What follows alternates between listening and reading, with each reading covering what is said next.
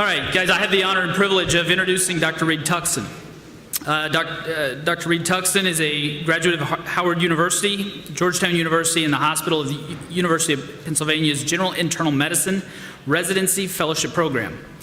There, he was a Robert Wood Johnson Foundation Clinical Scholar.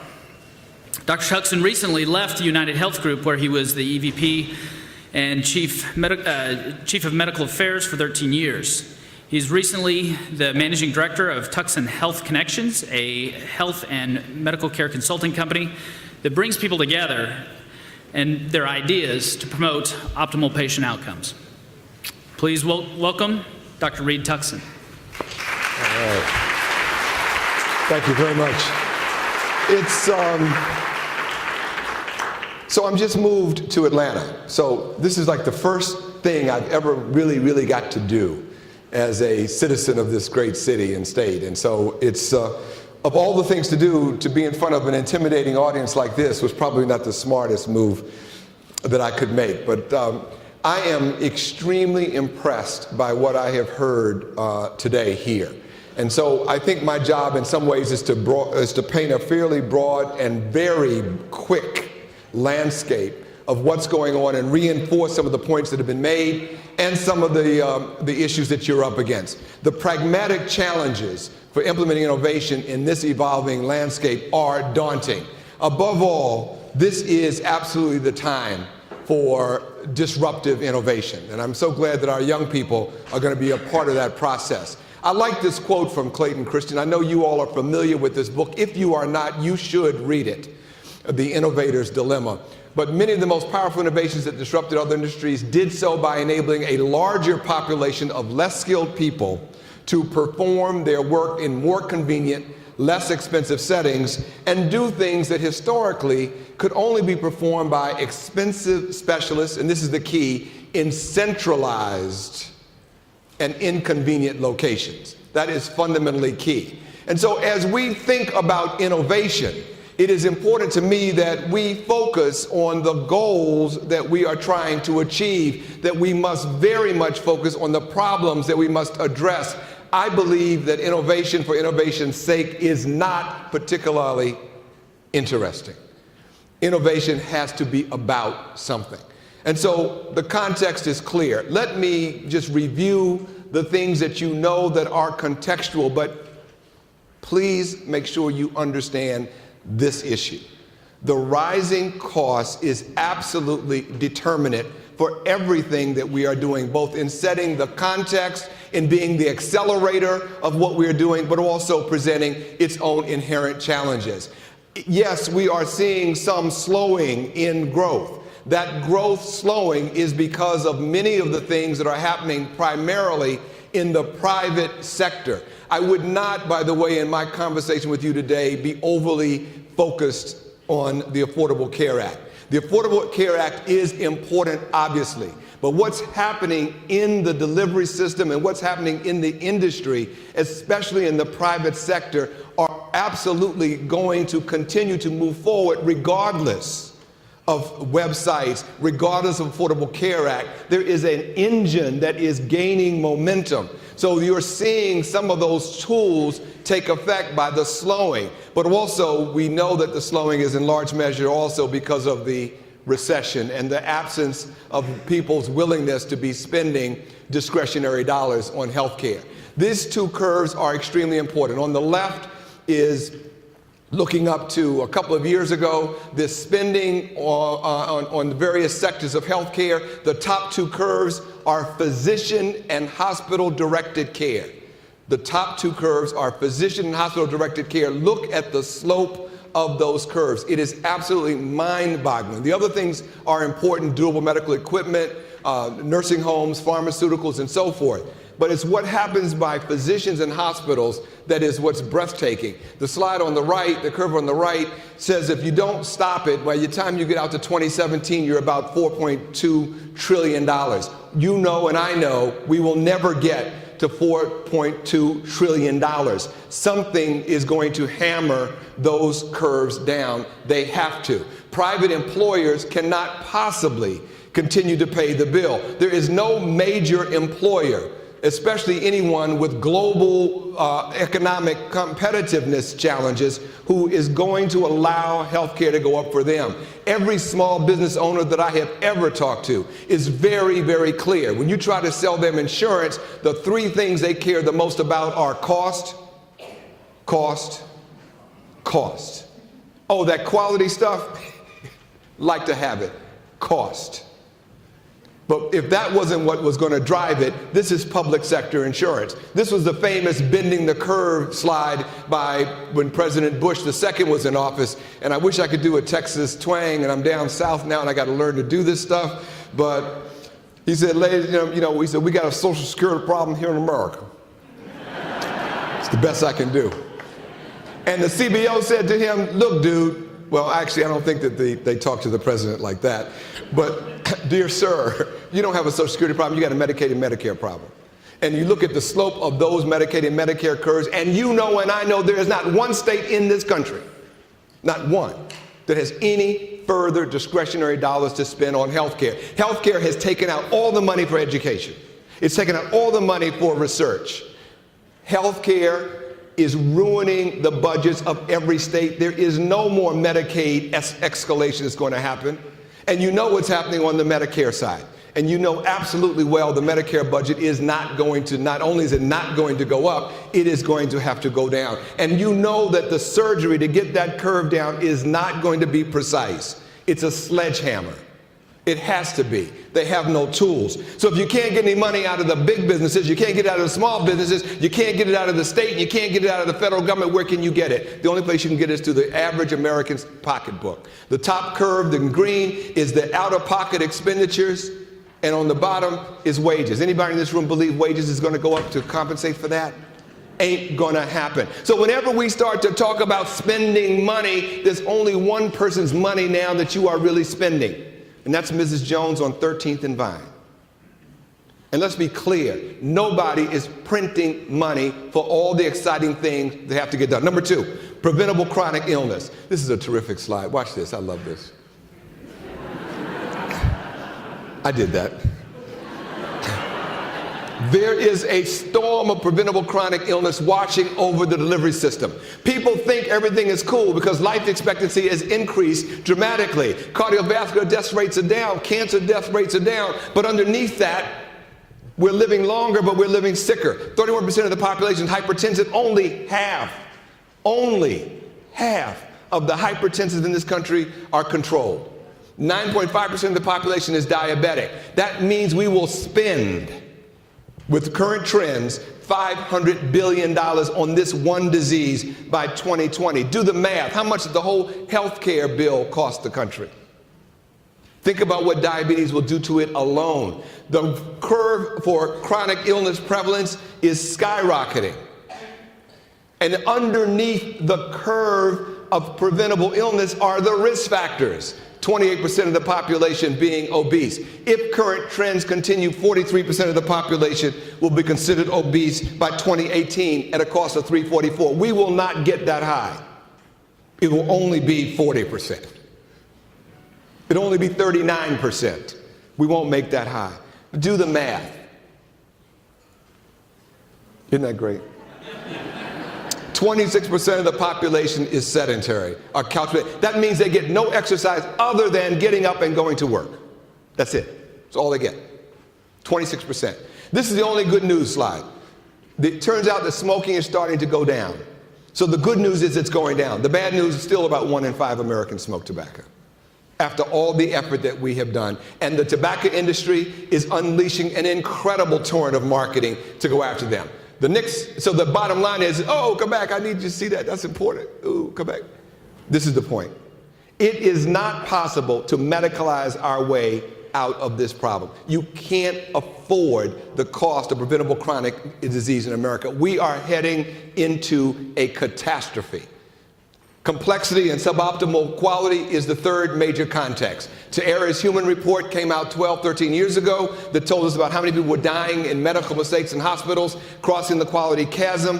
Report told us that about half the time, healthcare is inconsistent with the best science. And last year we learned $750 billion in waste. A report comes out in 2001 and gives us the prescription and tells us that there's a quality chasm. We do doodly squat. We get all the way, having had that report now by the same people that did the first report, have done a new one in 2012, $750 billion in waste. This is amazing. And it will only get worse because we're now what? Entering the genomic era. So the genomic era gives us all this new incredible amounts of scientific sophistication, dramatically, logarithmically increasing the number of facts per decision. Now, we're not using what we have now worth doodly squat, and now we have the number of facts per decision, but guess what isn't changing?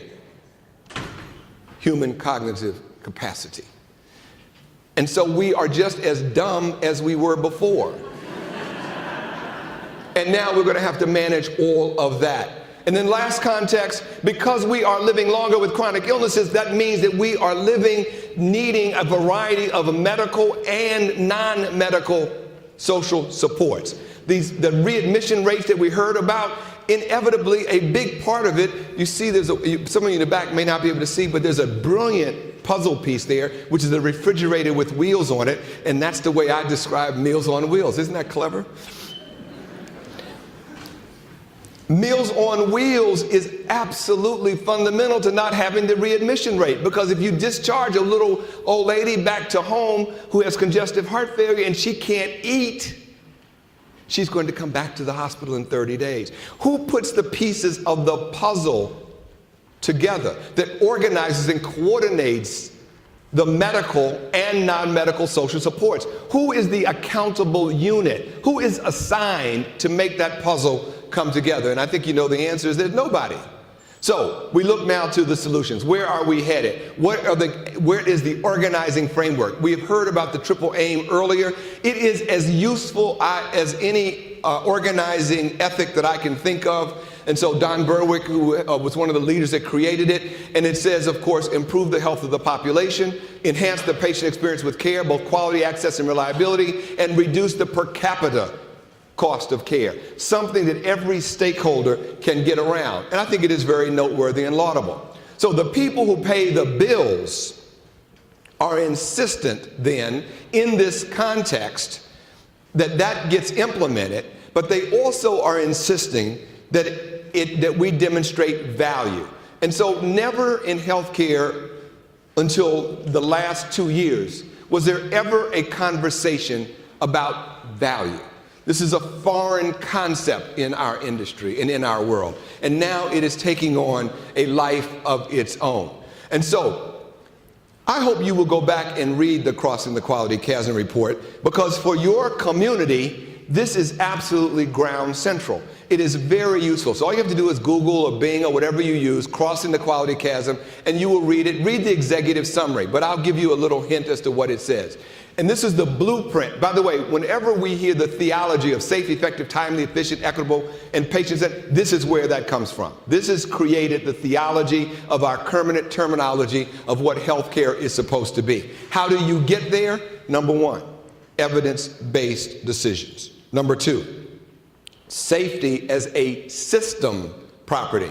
Not anymore turned about what do individuals do, but how do we engineer safety through the way in which systems work or don't work. Continuous decrease of waste, cooperation among clinicians. Imagine that. Anticipation of patients' needs. The patient as the source of control. Care based on continuous healing relationships. Customization of care based on patients' needs and values. And all of it undergirded by shared knowledge and the free flow of information. 2001. Use that as a yardstick and measure how far or how far not have we come. At the end of the day, innovation in data and analytics is essential to making that blueprint come alive. So finally, healthcare emerges because of people like you. We are now emerging into the same modern era as other industries. We are in the era, finally, of big data. And it's so exciting. Our challenge then is, how do we turn data into knowledge? And knowledge into value-added clinical judgment, and now a new word, cost-effective engagements. Learning to turn data into knowledge and knowledge into value-added clinical judgment and cost-effective preventive engagement. So, three levels of looking at data.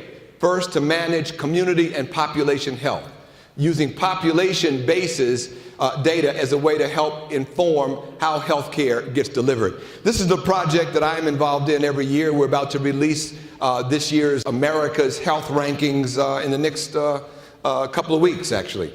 It's almost always the biggest news story of the day when we release it. And it's a project by United Health Foundation, along with the American Public Health Association and the Partnership for Prevention. It looks at 28 comprehensive measures to determine the overall healthiness of the nation. And now what we've been trying to do with this is not only make the data available, but using modern tools of HIT technology and patient engagement to create very interactive websites. I urge you to go to americashealthrankings.org. It's www.americashealthrankings.org. The young people that work for me hate it when I say www. because that makes me sound like an old fogey. I say www. to give you time to get your pencil out so you can write down America's Health Rankings. Georgia's 36th in the country in overall healthiness. And you should go and look at, these are just a couple of the measures, but for all outcomes, you're 39th, for binge drinking 14th, cancer deaths 19th, cardiovascular deaths 37th, but it looks at high school graduation rate. It looks at, again, there's 28 comprehensive measures. It looks at the infectious disease rate. It looks at the violence rate in your community. It looks at a whole bunch of stuff. But it is a way of using data and analytics to spur a conversation about health. The amazing thing that I find when I do this is I actually have an epidemiological conversation with America. It is the most amazing thing to have an epidemiological conversation with the nation. So they strap me down in a chair starting at 5 a.m. in DC, and I go all day through drive time in every city you can imagine and TV story, and they beam me, and I'm like, Bob and Ray, good morning, Geneva, and then you talk to them about health. And it's pretty cool. So data and analytics at the community population level. Secondly, where real breakthroughs are is in data in managing employed populations of health.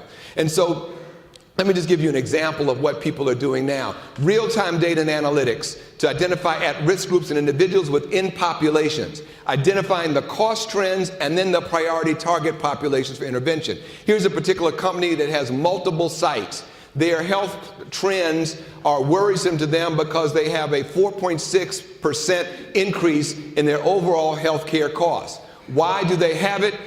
People are now able to do their heat map analyses, not looking at paper anymore, but real-time interactive tools that give them the size and shape of the squares, letting them know how many claims and how much they're paying, but the intensity of the color, letting them know where their real cost problems are. In this case, this company's problem is in diabetes. So within diabetes, out of all of their plants, where is their problem the most? And it turns out, for those of you that can't read it, at the top it says Northeast Wisconsin, and on the bottom, Houston, Texas. So their problem is in Northeast Wisconsin. Cheese, not good for you. Who knew? The point being, the company is not now going to send their brochure on diabetes to everybody. They're not going to spend $1 quadrillion blanketing the universe. No, they're going to focus in on Northeast Wisconsin, where they got a real problem. Well, who in Northeast Wisconsin is the problem? So let's do some Spider-Man kinds of data analytics and figure out who their people are. And it turns out, let's look at the folks what their clinical profiles are. And now we can find which people do not have a primary care doctor, which ones don't have their HDL or LDL under control, which ones don't have their annual eye exam, their hemoglobin A1C3, and now you start targeting into those people. But no, let's take another look also at those folks and see which ones of them, what are their profiles? Well, the ones that are really in trouble, which ones are empty nesters, older single, older family, young singles, young married? How do you subdivide this employer base so that you start to really get value in how you outreach to them and reach them the way they need to be reached. Very key issues of being able to take new data and analytics and make sense to employers. Cutting it even further, let's cut to the individual. And so we are knowing now that the people who are paying the benefits are insistent on value for sure, and they're insistent on consumer-driven health plans, which are growing. The ACA was very clear as we look at this revolution in people having skin in the game. If you're going to put skin in the game for people, the Affordable Care Act says, well, we really have to make sure that people are getting the support that they need as they go forward. So the data and analytics become very important. And now we are building upon traditional competencies. Medical claims, lab, and pharmacy data have always been the strength of big insured companies. And we have been in that field and space, been able to take that information and tell a novel about Mrs. Jones. Mrs. Jones is an African-American woman who's 65 years old. She has diabetes and congestive heart failure. She did not get her mammogram, and we know she didn't get it, so we're going to send Mrs. Jones a Hallmark card. We know that she still didn't get her mammogram, and we will send her a phone call. She still didn't get it. We will supplement that phone call with a really intense phone call, and we will get that information, and she will send a letter back to me, and when I was the EVP and Chief of Medical Affairs of United, thanking me, saying, "Dear Dr. Tuckson, thank you, Mary Smith, your care manager, and God, I am now alive today. You told me to get my breast cancer screening. I didn't do it, and finally I did. Good news is, the bad news is that I have cancer. Good news is we caught it early." So we were always good at being able to take that kind of information, connect it to outreach, and then be able to tell a story. But now, of course, the world has moved beyond that. So now we're able to take health risk assessment data, health screening data, electronic medical record, health information exchange data, biometric devices, mobile health apps, coaching, care management engagement, and smash that together. Now, you know and I know what the challenge of that is. Those databases were never intended to talk to each other. So there are very strange people walking the land. They only speak the language of regression analysis. They only wear pocket protectors still with pencils in them. And they live in the basements of organizations. You never meet these people in real life.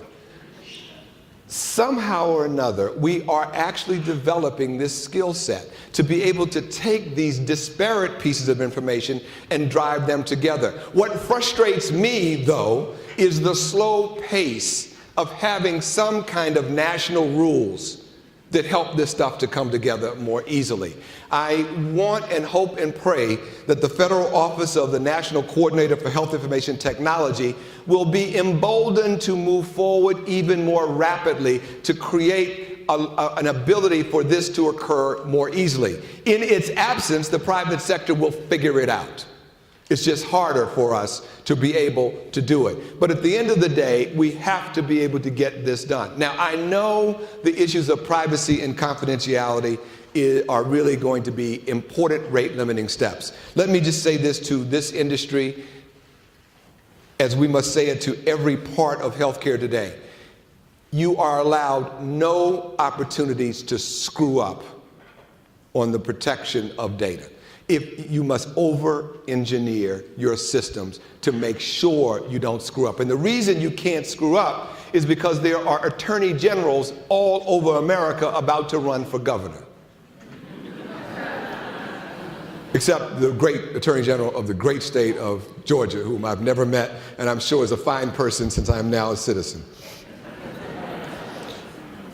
Everybody's looking for somebody to beat the snot out of and then run for office. Don't let them run on you.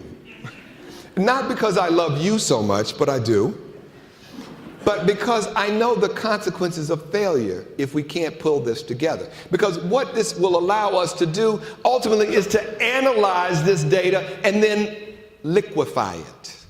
liquefy it and drop it where it needs to go, both into the delivery system and into the patient. So that, yes, I heard earlier, you will get it, it'll be on your iPhone, you will walk into the grocery store, you will get ready to buy something, and the thing comes onto your mobile app and it says, "Don't you dare, you big dumb bunny."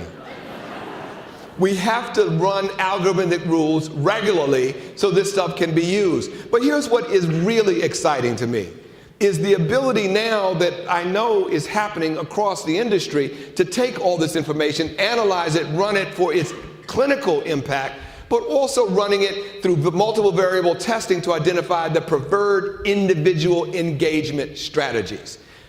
I used to be for years the doc for the AMA.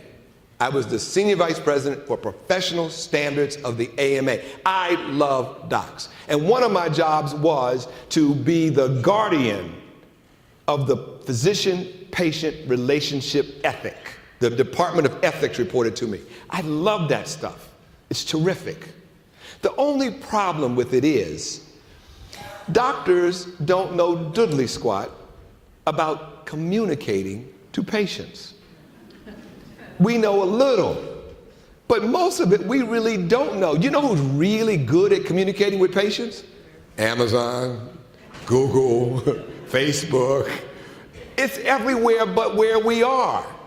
And so we have a whole new set. So those of you who are not healthcare people that are in this audience, but who are interested in this space, we love you. Where have you been? We need other people than the traditional numbnuts that have been in here all along. Okay, can you say numbnuts in the Georgia? I don't know. We have to advance the field of the assessment of individual engagement. Everybody ain't the same. And in more proper circles, most people are not the same. They're everything from assured actives all the way through to overwhelmed and all spaces in between. And we have to learn, how do we connect? Well, this is what's so exciting. So here, all of a sudden, healthcare emerges into this modern space. A modern space defined by a couple of really big, transcendent, disruptive technologies. You know them because you live this. Wireless and broadband technologies, which enable ubiquitous internet and email capabilities so that my mother, 87 years old, can send an ever wider number of people an ever increasing number of dirty jokes.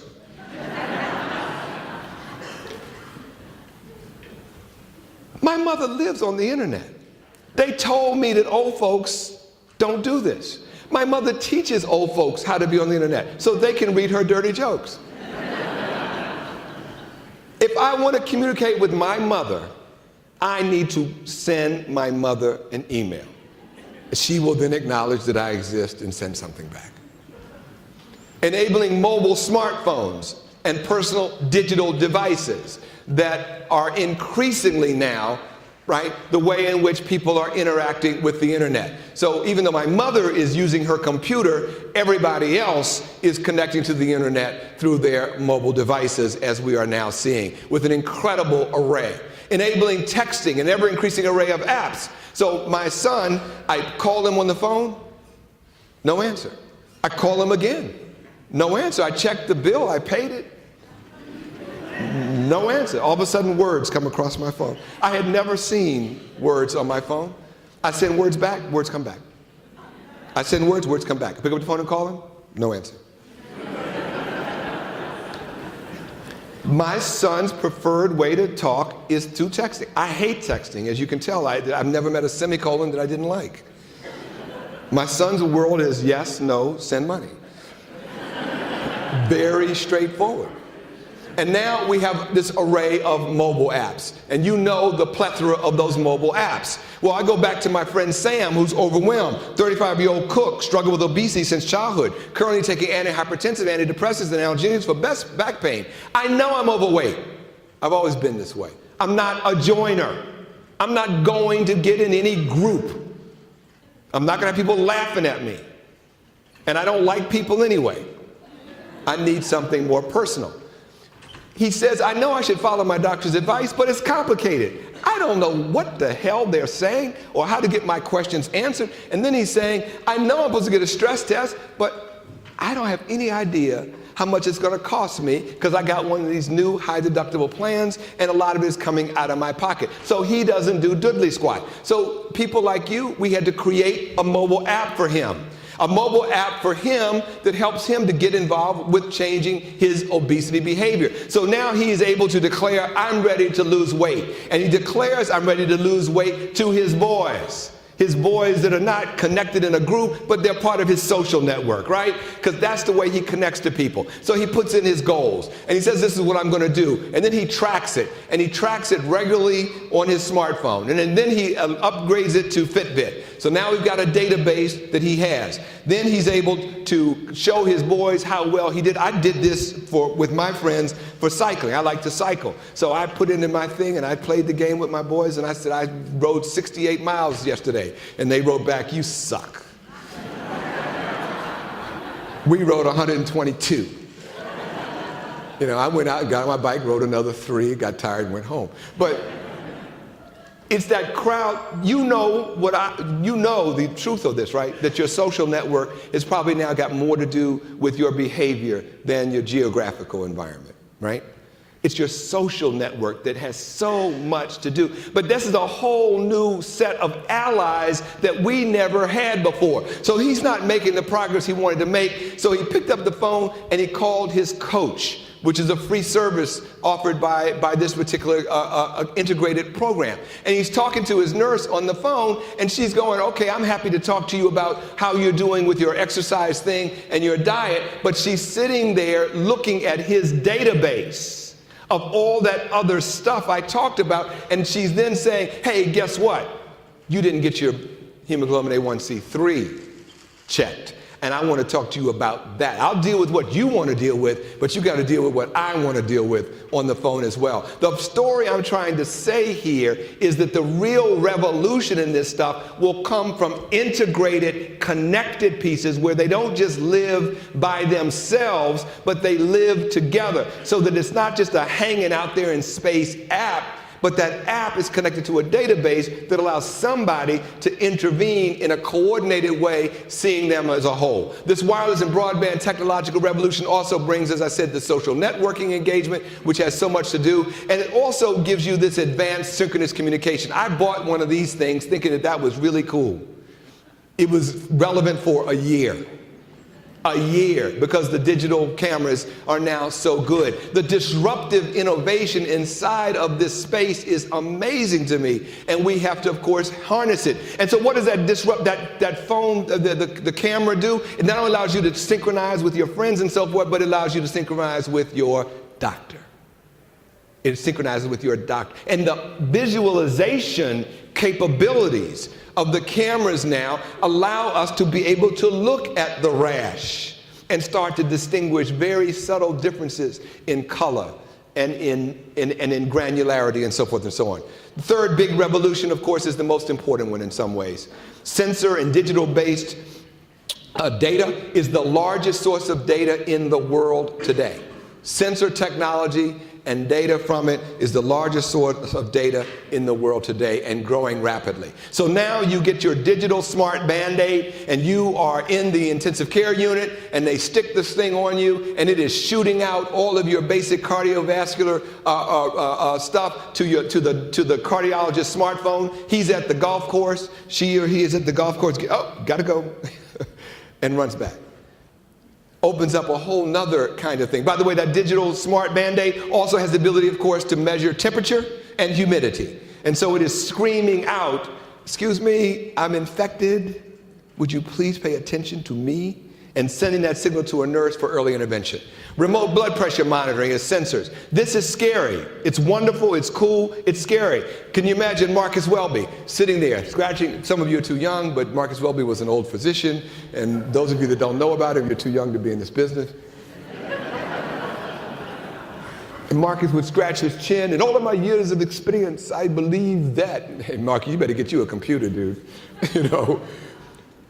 Can you imagine Marcus Welby sitting there and across his desk are all these systolic and diastolic numbers flooding in and he's drowning in that and he's like, please, patient, I know you can do it, but do you have to? I can't make any sense out of all of this. Oh, do I see an opportunity for one of you? Let's keep going.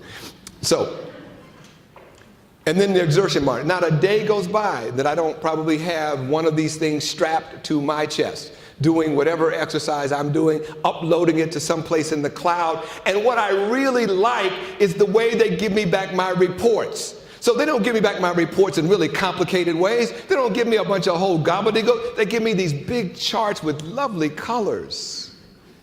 Now, there's a reason why they give me these charts back in lovely colors without it being too complicated, because you know why. They don't want it to look like they're actually a medical device and have a place called the FDA call them on the phone. We'll come back to that. Hold that in the air. But regardless of that, I love the fact that it's easy. I can understand it. I can interpret it. I can compare me to all these other poor, schmucks out there and just look how much better I am than them, those poor, rotten people, and feel great about how healthy I am versus them. So you have this wonderful kind of technology. Wonderful sensor-based stuff. And then you have the new gaming technology. So I really liked our public health commissioner. I used to be the public health commissioner for DC, and I love what she is doing. And so what she's talking about with these school kids, and you all cried, didn't you, when she told you the numbers? I mean, you decided to go back to work and work 5 times harder, right? Because what she told you was a death sentence for a lot of people. I mean, she read the obituaries, the premature autopsies for a whole lot of people. She also read to you the fact that there's a whole lot of people who are going to be broke before they get very old, right? You all knew what she was saying, and it mobilized you because it pissed you off, and it mobilized you to action. Well, one of the actions has to be is that I've been putting in Hall County, associated with a project in Hall County, is putting in Dance Dance Revolution games. The Dance Dance Revolution Classroom Edition, a terrific tool. You get 30, 40 kids standing on top of a sensor and doing stuff. And you gotta, I know I look stupid, and let the film know that there was something to this. There was music playing in my head. And so we did a study, and to our amazement and joy, found out that your heart rate goes up just as much playing Dance Dance Revolution as if you did something called You Get a Dose of Exercise, or else you exercise, versus kids go play Dance Dance Revolution, man, it's cool. So I've been doing it. But what I like about this picture is they're at a place called home. They're a family who doesn't have a lot of money to go to the gym, and they daggone sure don't have any time to go to the gym, but they can work and play as a family and get their kids exercising. You are bringing forward in your industry these kinds of solutions which we've never had. And then finally, the big change that's occurring is, of course, the human genome. And so we have all of this genetic information that is telling us with such exquisite detail about our individual predilections to care. So a new report now says that of the apps that are out there, they're incredibly mainstream, but the problem is physicians and other clinicians really don't know how to make sense of it.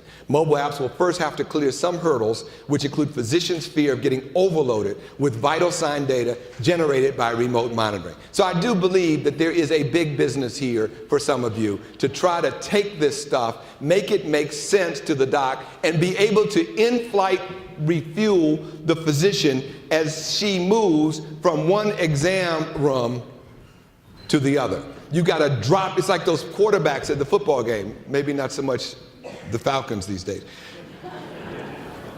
You got to drop it in while the receiver is running, and you got to really be precise. And I think that is a huge opportunity. Here's the problem. All of this stuff is now available. These wonderful new tools, they're just terrific all over the place. And each of you, in one way or another, perhaps is involved with the development of some of those. The challenge, how do you turn it into human cognition? At the end of the day, innovation for innovation's sake is not interesting. And so the issue becomes, how do we turn that into knowledge? This is a fabulous book, which you all ought to read. Oh, that's my book. Blatant self-promotion. I wrote a book called The Doctor in the Mirror. And the whole genius, if there was any, of the book was the title. After that, you could just ignore it. Because what I found out, I wanted to write a book that was really, really intelligent and full with lots of complicated stuff, but I was writing it for people. So my editors just beat me mercilessly. Every time I tried to get fancy, they kept going, would you please remember Mrs. Jones on 5th and Vine? And then I said, but all my friends will think I'm not smart if I don't make this thing really complicated.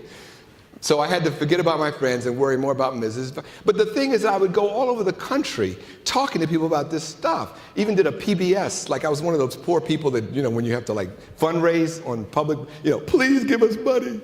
We'll interrupt the show and I was one of those people. Don't ever do it. It's the hardest thing in the world. I said, look in a mirror, look inside, you will see the best doctor you will ever meet. After all, who knows you better than you, who loves you more than you, and who makes more decisions every day that affect your health than you. Do you know that for 90% of the people that I met, and I meet them in airports or talk to them, that concept is revolutionary? You know how sophisticated you are. Most people do not know that they can be empowered to make their own choices. We are operating so high up, people are like right down here. They just need to first know that I can be in charge of I can go in the doctor's office and bring a notebook. It's an open book test. I can bring someone with me. I can bring my phone and I can film it. Yes, you can do, it's your body, it's your life. People don't know that. So the doctor in the mirror, I'm starting to get into this whole idea. Well, now there's a whole group of people who are now studying this science of human motivation. And most of them are not health people per se. They're other fields. We are now going to need to bring a whole bunch of people. Do you know where most of the really exciting data and analytics are coming from now? They're coming from patient groups who have brought in analysts from the social media world, from Wall Street, and from the Defense Department. And they're taking their data and they're dealing with it and analyzing it, and they're saying, we're going to pry this out of the cold, dead hands of the R01 research world because they're too slow, their models are too stagnant, and they're not getting anywhere.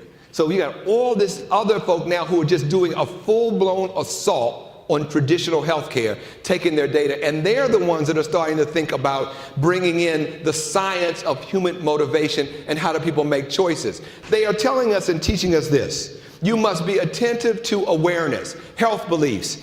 How does an individual believe? How likely is it that you will have a health event in the future?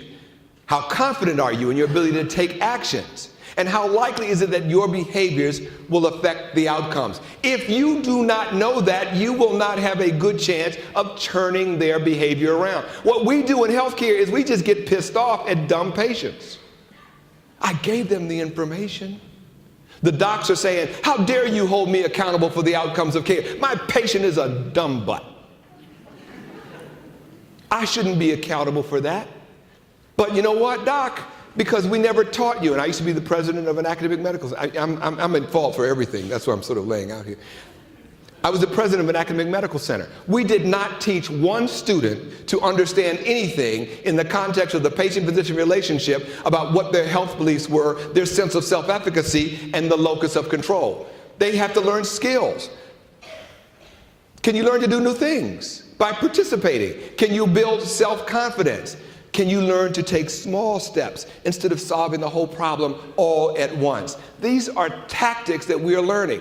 Maintenance, social support networks and reinforcement, and then financial incentives, which are absolutely key. So my friend Fred, the cook, who's overwhelmed, said he had to get a stress test, but he didn't know what it was going to cost him. So now we have another set of data that gets thrown into all this mix, and that is transparent and clear costs on the cost of interventions. So here, for those of you in the back, what this is real contracted rates on the individual's market with pre-adjudicated claim data, and it's giving you 3 doctors who are going to do your cardiovascular stress test. And what that's going to tell you is their star ratings. They're going to tell you whether or not they are quality first. Second, whether they are cost effective.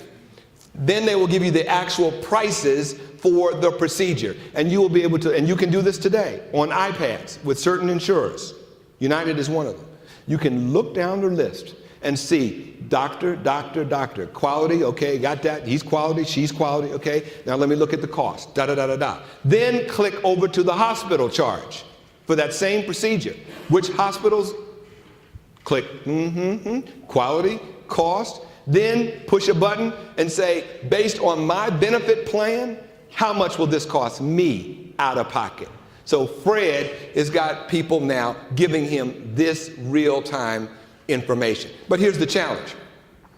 Even in a state as advanced as Massachusetts, it's still hard to make the numbers really become accurate because healthcare is complex. And people need, it turns out they needed an extra lab or an extra MRI or some kind of diagnostic that nobody foresaw when they first started down the journey. So it's not always precise.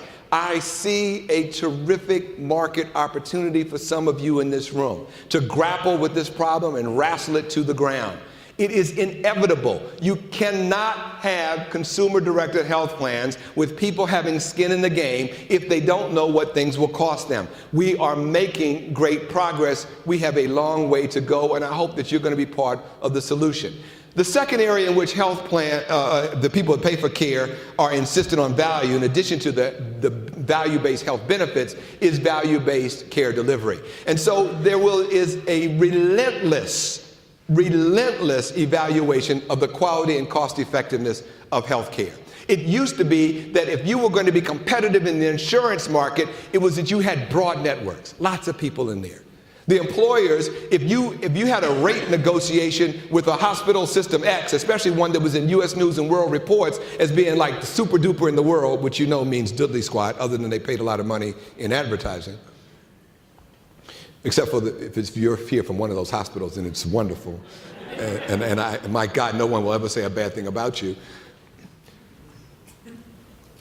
If you were to say that they are not in your network anymore, then the employee complained to the employer would call the health insurance company and give you hell. Now, because of the cost problem, and this U.S. News and World Report, best hospital in the world, which is 5 times more than the other hospital, and their quality is not only not any better, but usually worse. Look, employee, you better get out of here. We are not bankrupting this entire company or all the other people in our small business just so you can go to the Little Sisters of the Saint elsewhere in 5th and Vine because you were born there in 1912. Ain't gonna happen. In fact, what they're saying is, I want high-performing, narrow networks based on quality and cost. And that's the name of the game today, is relentless evaluation, not just on quality, but after you've met quality, then cost. And then associating that with reimbursement. So with reimbursement, this is meant to be a messy, busy slide. All you need to get from it is on the horizontal axis, it is moving from solo practitioners through independent practices, physician hospital organizations, multi-specialty group, to ultimately fully integrated delivery systems. And on the vertical axis, what it's basically doing is taking us through fee-for-service to bundled payments, to episode of illness payment, to professional services risk models, to ultimately global cap. And what you see are stars all across the landscape, meant to say there is no one size that will fit all in every environment. You will see a plethora of new solutions. But the one thing you will see is an absolute death grip on fee-for-service. It will still be around for a while. But what you will see is an extraordinary increase in value-based, outcome-based reimbursement with real financial incentives. And that is a train that is absolutely never going to turn around. And it will push the delivery system forward in very important ways. And so whether it's patient-centered medical homes, or whether it's accountable care organizations, or whatever you might want to call these things, the delivery system will have to produce. Now, if you're a primary care doctor, you are angry at the world because you don't make diddly squat. And it's not right. It's unfair. Just because you think for a living as opposed to doing stuff to people, why should you get paid so much less? But there's no way, given that the fastest part of the escalation in healthcare costs is what? Unit cost escalation. unit cost escalation is the fastest growth driver for healthcare costs. There's no way anybody's going to print more money for primary care doctors. So the only way primary care doctors can make more money is to what? Save the waste, decrease emergency room visits, decrease hospitalizations, decrease lengths of stay, and above all, decrease readmissions and decrease the use of expensive inpatient specialists. You telemedicine people hearing me? Decrease the use of inpatient expensive places. Disruptive innovation, letting less skilled people do what used to be only done in highly centralized and inconvenient environments, Clayton Christensen. So what happens is that if they can save those dollars, then they can enjoy the savings along with benefit costs going down. And that becomes the theory anyway. What's happening is United Healthcare plans to increase payment to providers through contracts linked to quality and cost efficiency from 20 to 50 billion by 2017. Aetna will ramp up theirs by 2.5 billion. And Cigna expects to expand from 66 initiatives in 26 states with more than 700,000 people to more than 27,000 physicians to reach 100 collaborative these in 2014, reaching and so forth and so on. All I'm trying to indicate is there is a movement forward and it will continue. Highmark just announced that they want to build an ACO without walls. I'm not excited by that necessarily, but what I like is the language they use. It's not about payment changes only, but the challenge and the goal is to get participants to think in a more coordinated fashion and work as a group. How do you get people to really work together? So somebody asked a question at the very end of the last panel, what about the delivery system side of the information? So let's play that game out now as we have actionable information to connect the pieces of the fragmented delivery system. Today, everybody operates in silos by and large. So now you take the health information exchange, you take all that data, you move it in, you liquefy it, and then you drop it back into the delivery system. So you've got all this information that I talked about before and other pieces of information, you liquefy it, and then create what some of us call actionable intelligence at the point of care. And that information then allows the clinical practice to be able to have an alert. So this new genomic patient is coming in through my door. I have never heard of these genes. I never heard of this disease. What am I supposed to do? And at the point of care, oh, okay, I got it. I know what I'm supposed to do. I got an idea about how to manage this person. What diagnostic procedures am I ordering that I shouldn't because my cost profiles are weird? What facilities am I using that are driving costs and causing me not to be able to make my money? How do I connect with public health? There's so many kinds of questions that we need to be able to ask. But what is really interesting to put this together with the patient information is a funny statistic. 50% of last year's highest cost claimants spent less than $5,000 the previous year. What does that mean? What it means is the delivery system does not know who's getting ready to be sick. And this is what is transformative. Because if you can tell the delivery system who is getting ready to be sick, then when the doc comes into the office and looks at who's the people coming in today, instead of worrying about just the people that are coming in, he's going or she's going, wait a minute, where is Mary Smith on 4th and Vine? Because she's about to be tipping into sick.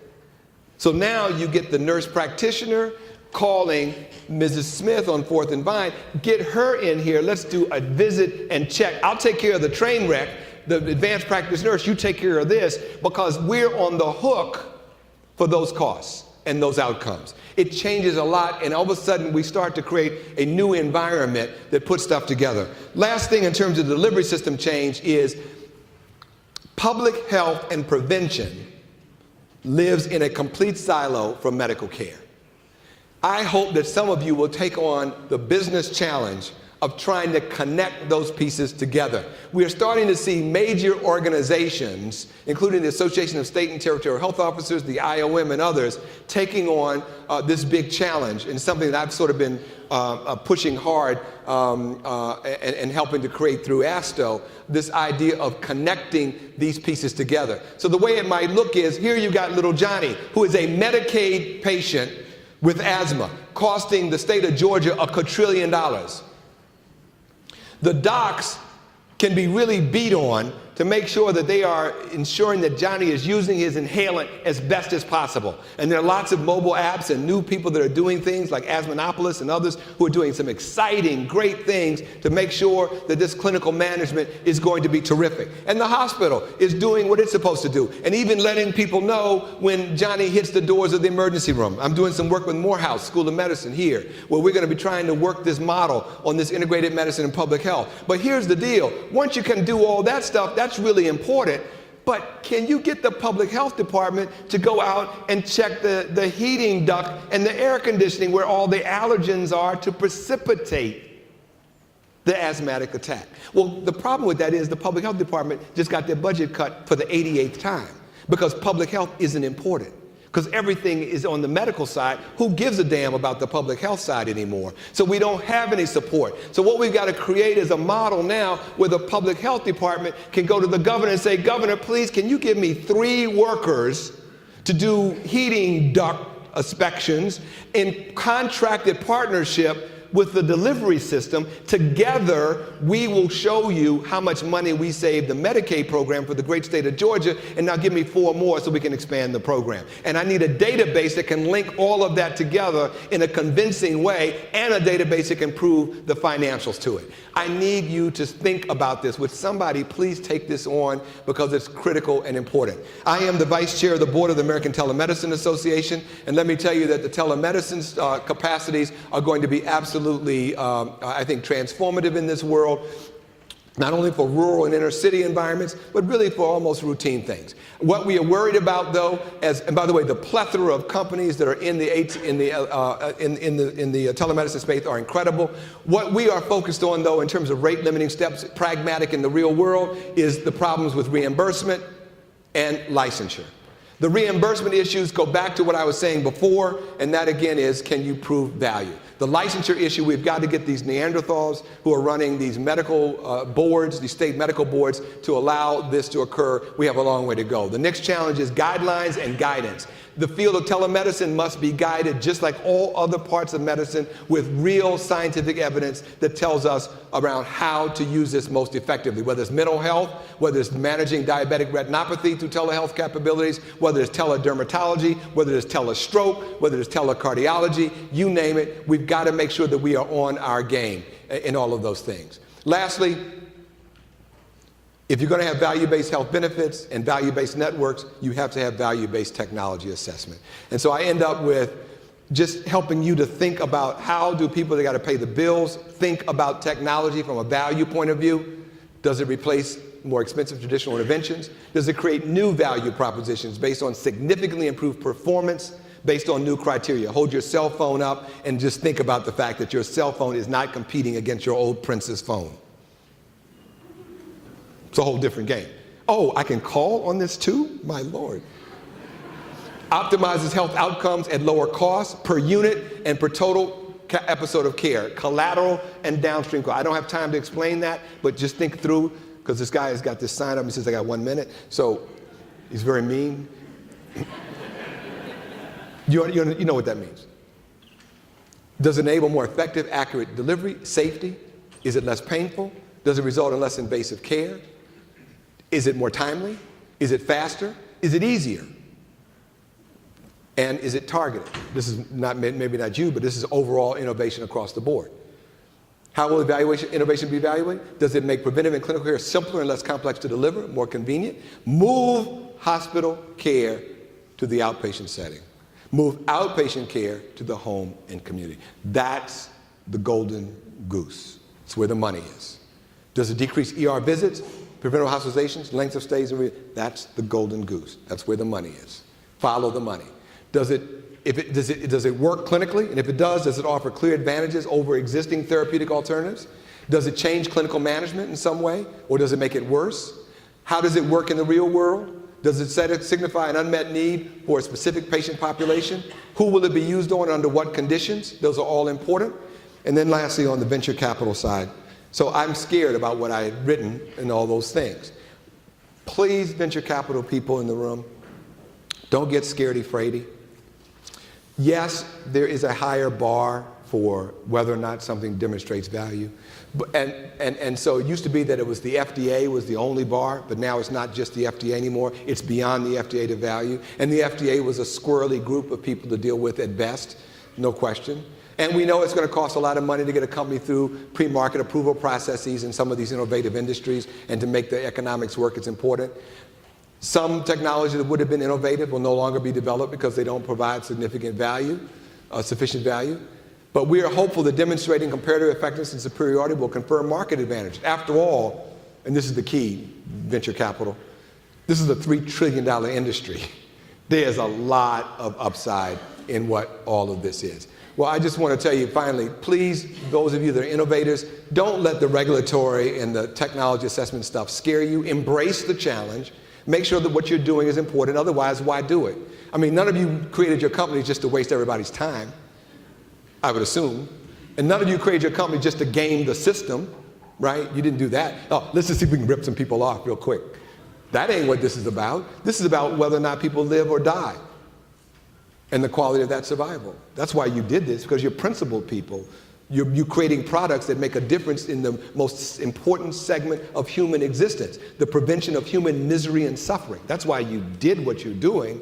So you want it to work. So pick the topics to work on that matter. And so whether or not you may decide that you don't want to go the medical benefits way. Maybe yours is a consumer product that doesn't need all that. But don't be afraid to do the things that have medical benefits just because you're afraid of the FDA. That's not a good reason to do it. Oh, just let them die. I don't have time for them. Not a good move.